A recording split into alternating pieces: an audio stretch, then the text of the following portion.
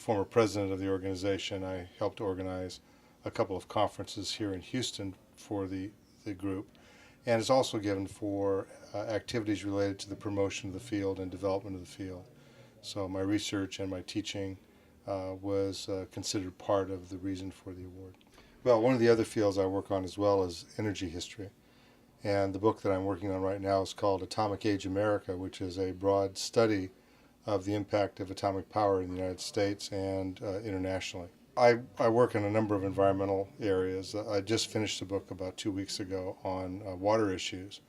And water is very, very closely related to energy questions, not only directly, but in terms of resource availability, resource use, the relationship to climate change, and all of the current issues that are very significant in the United States. Well, the broader studies that deal with energy and environment really provide context for looking at Houston, but I've also worked on problems related directly to Houston.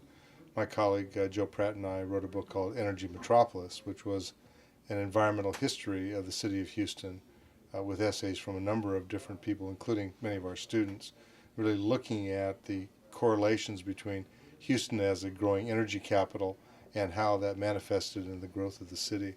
And we also look at a number of other related questions in terms of community development and almost anything you can imagine related to Houston through our Center for Public History.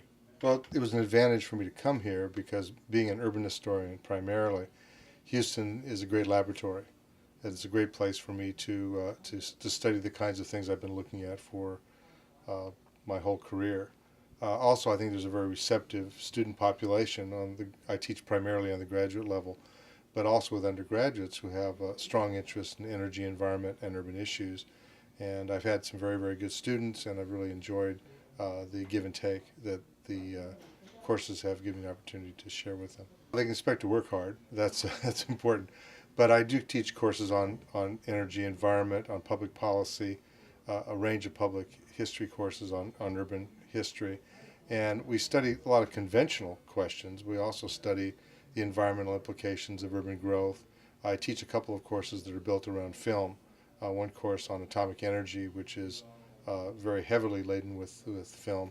And a course I'm teaching this semester called The Urban Fringe from Suburbia to Edge City, which also uses film as a major form of documentation for the class. So there's a wide range of topics within my areas of interest.